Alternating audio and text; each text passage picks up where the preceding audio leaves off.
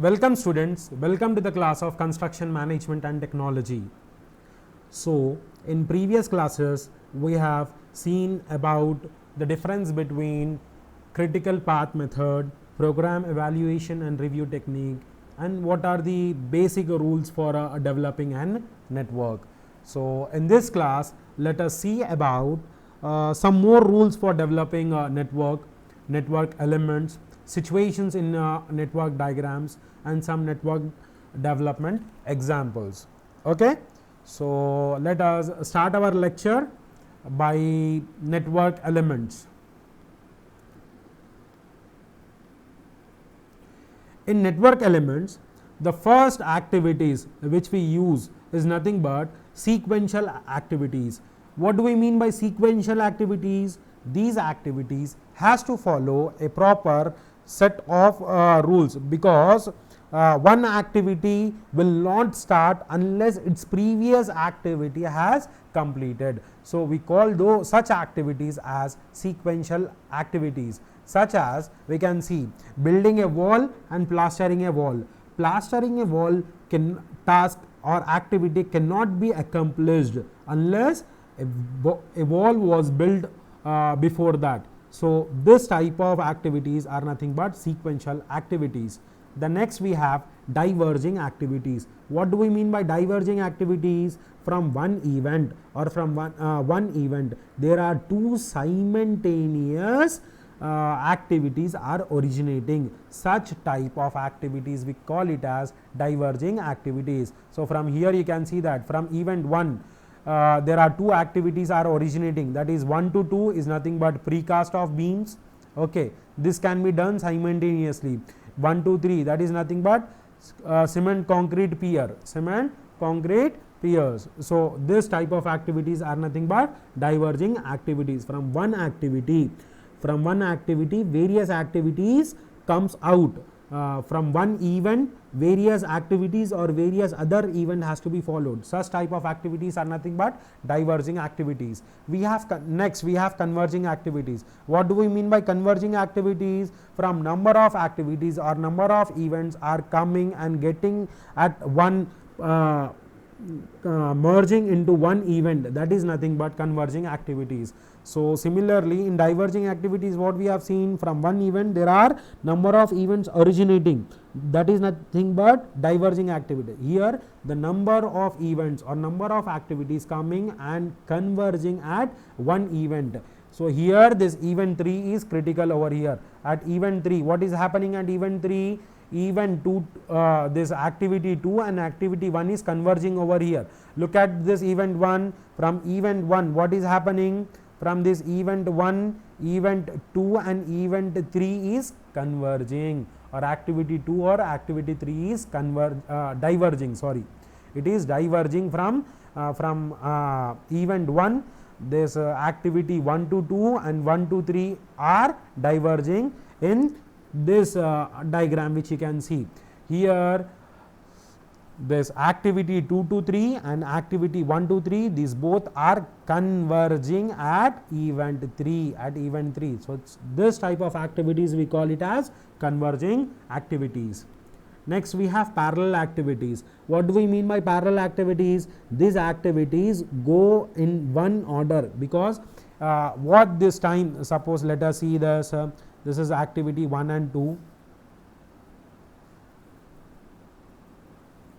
Let us take this activity as 1, this activity as 2, this activity as 3, this activity as 4, this activity as 5 and this activity as 6. So what do we mean by parallel activities? There is no interdependencies. We can execute this activity A and activity C simultaneously. There is no interdependency between activity A and activity C, but activity B is completely dependent on activity A. Activity B, this activity B cannot be started unless this activity A is completed, whereas A and C has no relationship.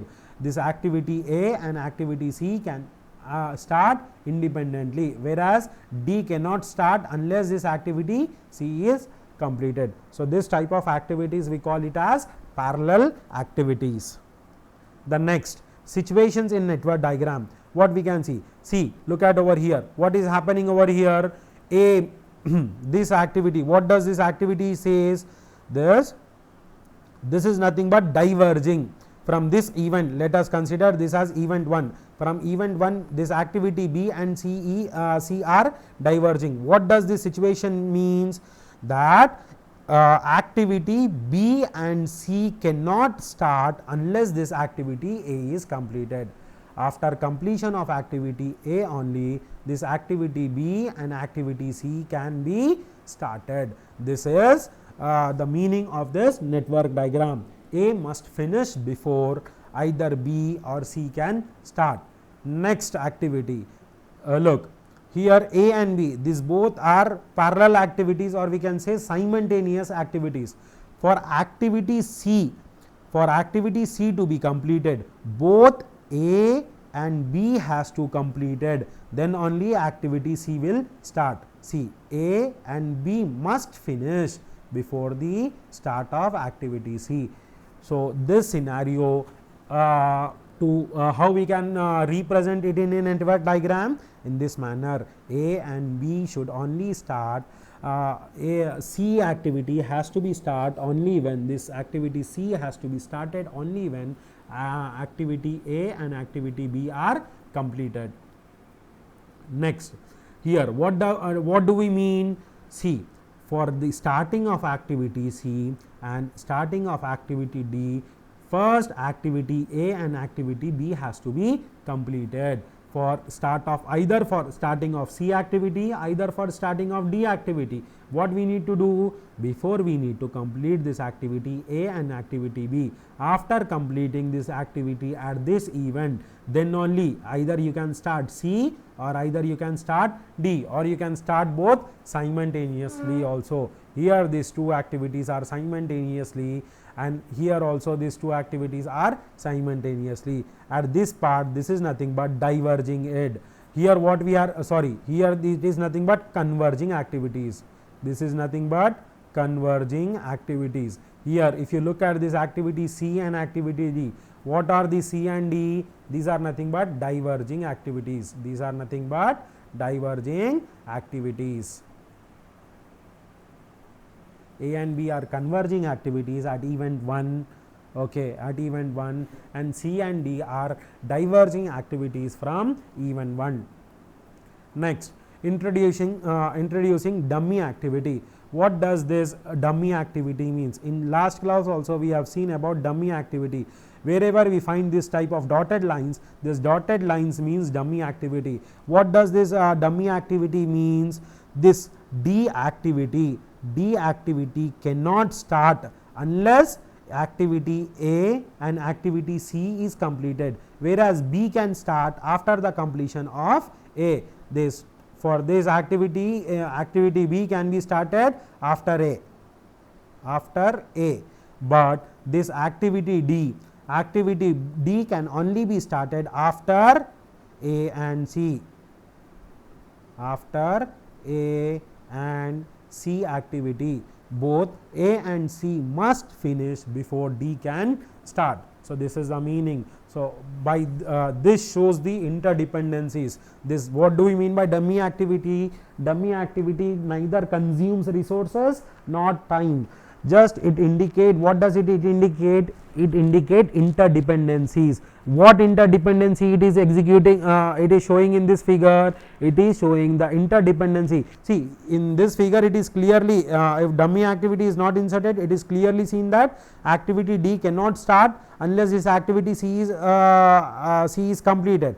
But by introduction of this dummy activity, what happens? It gives the relationship between activity A and activity D also with the help of this dummy activity.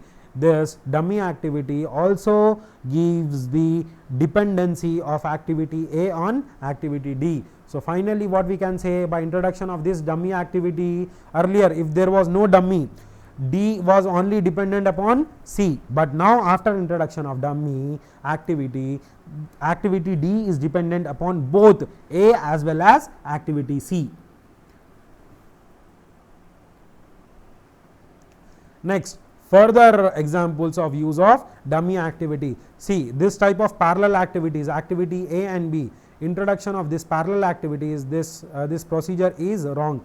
You cannot two similar activities cannot start from two events and end on two events. So, this procedure is wrong. So, this modified this we call it as concurrent activities. This network diagram can be modified by using dummy activity. By using dummy activity, this network diagram, this network diagram can be modified as this. See, it both says interdependencies. For activity 3, for an activity 3 to start, activity 3, it is dependent upon 1, okay, as well as it is dependent upon 2, but here we have dummy activity. So, whatever next activity which we need to start is only possible only 1 and 2 activities is completed. So, here it means that 3 will start only after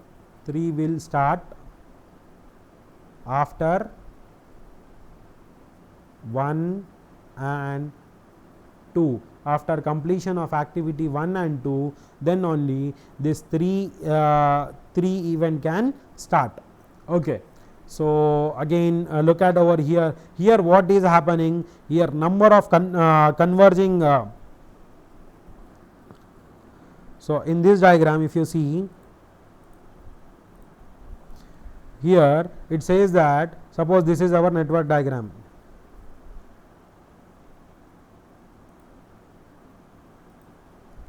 Here we all have what it is nothing but converging activities, but it says that for E, for completion of activity E, we need not according to this diagram, E is dependent upon A, B, C, 3 activities, but in the description it says that E does not require activity E. For completion of activity E, we do not need activity C. So, how to eliminate that? Just look at over here, by introduction of this dummy activity, but D requires completion of 3 activities, E requires completion of 2. If you look at over here, for E, A and B has to be completed. E will start only A after completion of A and B, whereas D will start after A, B and C also, So, look at over here, look at this activity D. First look at this activity E. Here activity E will start after completion of look just before this, after completion of A and B, what happens? This A and B gives you activity E. Now, look at this activity D.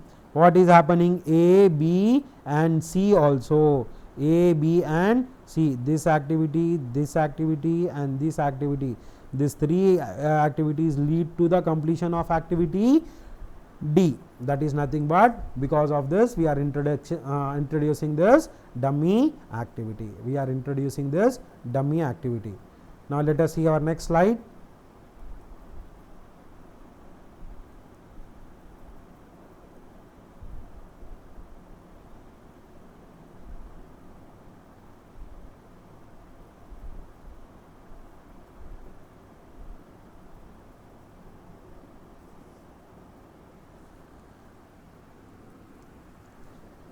Now, see here one network diagram is given. What does this network diagram say?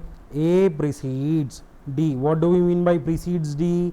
Before the completion of activity D, A has to be completed, and A and B precedes E.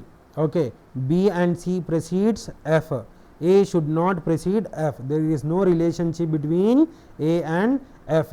So, this type of activities, introduction of direct dummies, is not included over here. The right procedure to execute this is here. See, we can't directly introduce dummy activities in parallelly to each other. So, what does it say? F F does not needs A, but according to this dummy activity, if we introduce this type of dummy activities, what is happening? There is a relationship between F and activity A also. There is a relationship between activity F and activity A also. So, the correct procedure for introduction of dummy activities is over here. Okay. So, what it say? A precede D. First of all, we need to write these two activities A and D. Here activity D will be only completed after activity A has completed. So, this is done, and A and B precedes E. So, there is one more activity E which will start only after the completion of A and B. So, B directly we can execute over here, and we can make use of this dummy activity, which is nothing but to show the interdependence of E on A, to show interdependency of E on A. Again, what we say, B and C precedes F.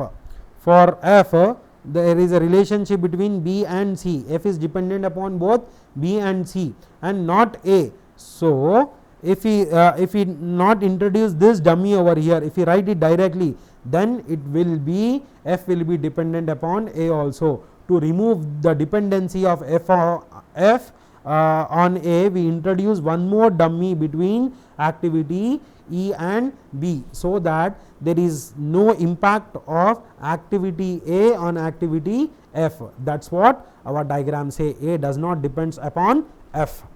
Okay. So, next is nothing but network representation.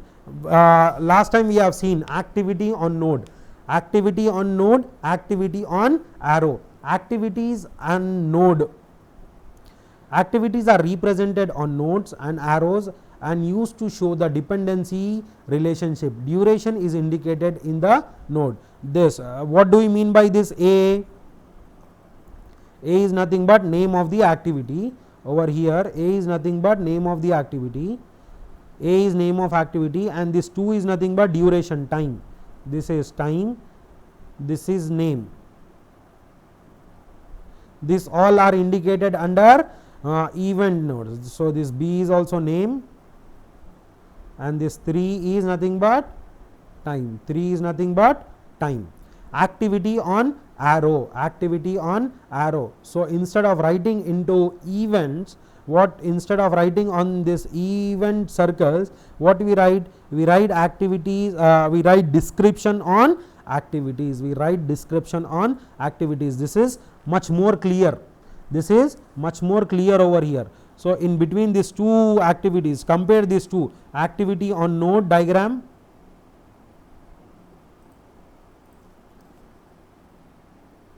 compare this activity on node diagram and compare this diagram.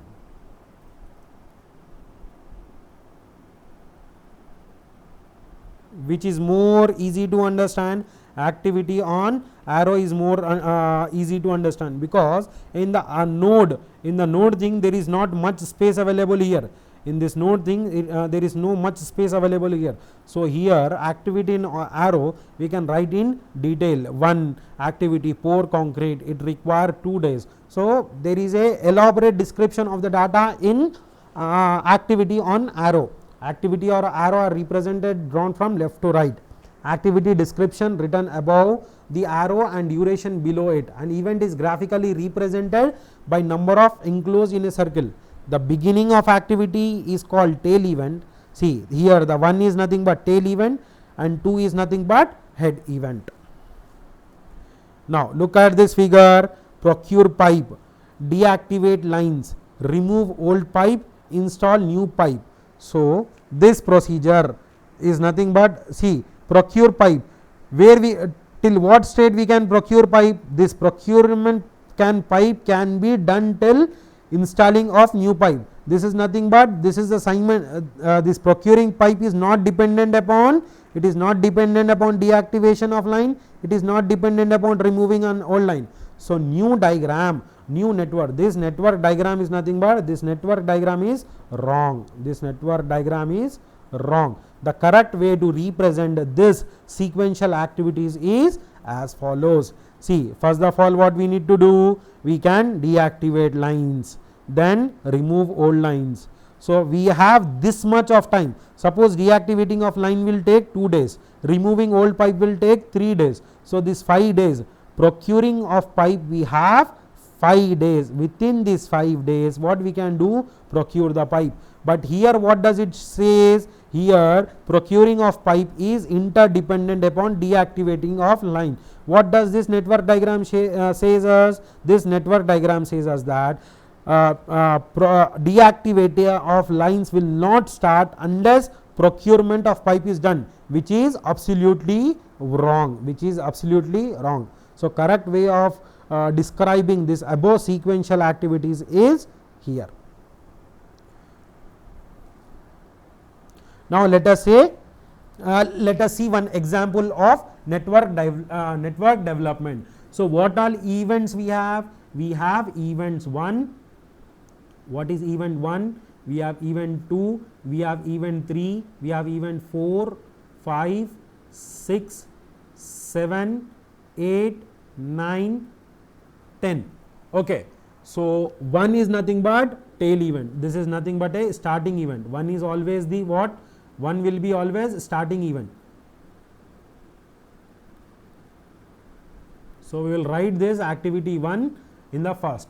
So, now let us see 2, activity 2. What does this activity is? Activity 2 says what is the immediate predecessor of activity 2 is nothing but here it is given as 1. What does it mean? Activity 2 cannot start unless activity 1 is completed. Immediate predecessor of activity 2 is nothing but activity 1. So, see now this representation what we immediate predecessor. What is the immediate predecessor of 2? 2 is dependent upon 1. Two is dependent upon 1. Now look at over here activity 3, 4 and 5. Look at this 3, 4 and 5. 3, 4 and 5 are dependent upon activity 2. So, from this activity 2, how many activities are emerging? Activity 3, activity 4 and activity 5. So, 3, 4, 5 is dependent upon 3, 4, 5 is dependent upon activity 2. So, this is the scenario. So, from 2 activities what is happening over here? As we can see over here, this activity 3 is dependent upon 2, activity 3 is dependent upon this activity 2, activity 3 is dependent upon this activity 2.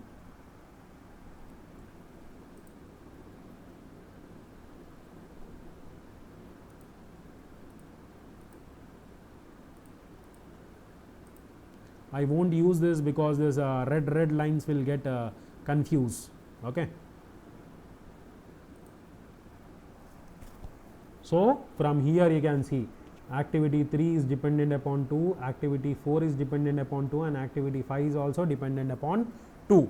Now, look at here activity 6 is dependent upon 3 and 5. See from this activity 3 and this activity 5, what is dependent over here? 6 is dependent upon 3 and 5. 6 will only start after completion of 3 and 5. 6 activity will start only after starting of 3 and 5.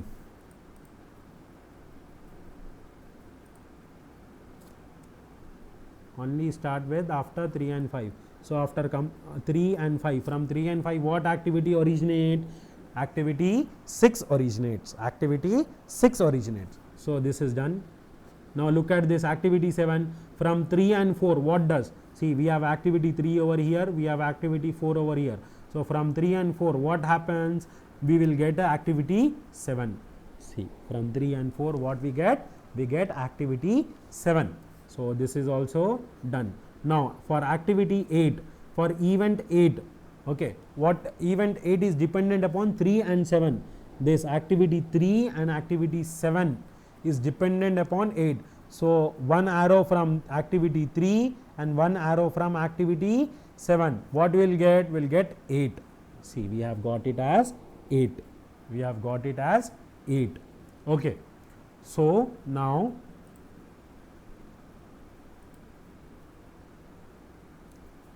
So from activity this is done, we got activity 3 and 7. Now activity 9 is dependent upon 7. So where is 7? See, 7 is over here. From this 7 what is happening? From this 7 what is happening? I will get the activity 9. This yellow color is not that feasible, so I will get black. Can we get any other color?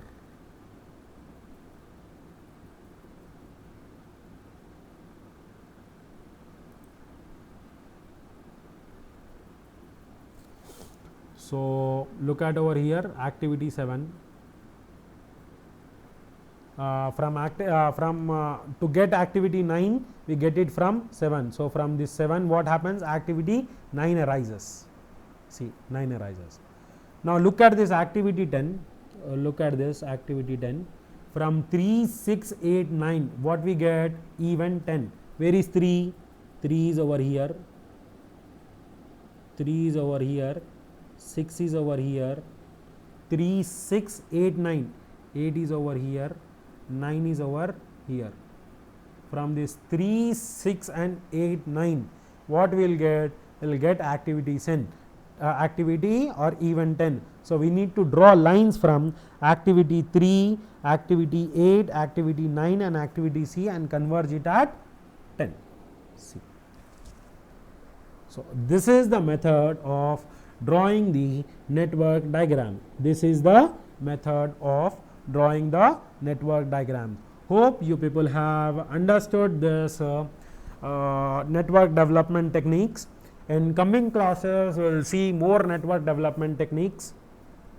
What we get, we have again we need to find critical path from this. See, the question which will be asked for your external examination is nothing but they will ask you, they will give this interdependencies of this event, event 1, event 2, event 3, event 4, event 5, so on. They will give this interdependencies, immediate predecessor, immediate successor and all. So with this what you need to draw what you need to do is, first of all you need to draw the network diagram.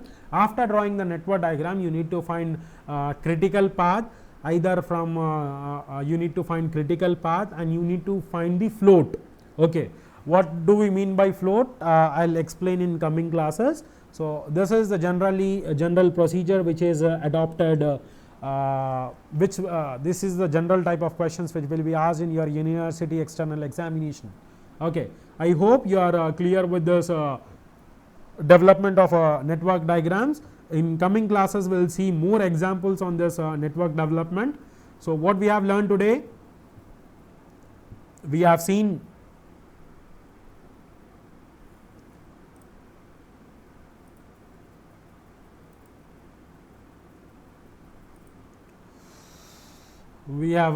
about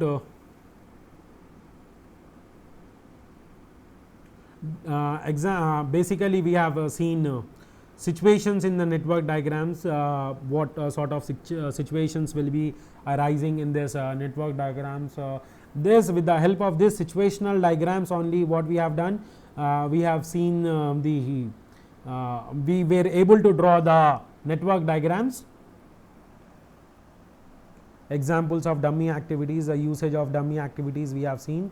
We have seen arrow on node representation and arrow and activity on node and activity and arrow description. The most elaborate one is nothing but activity on arrow, because activity on node is a very small place, one circle, we cannot elaborate much data into that circle. So more description will be available on activity and on arrow thing. And network diagrams we have seen. Thank you for your patience. Please comment your total hall ticket complete hall ticket number into the comment section. Thank you.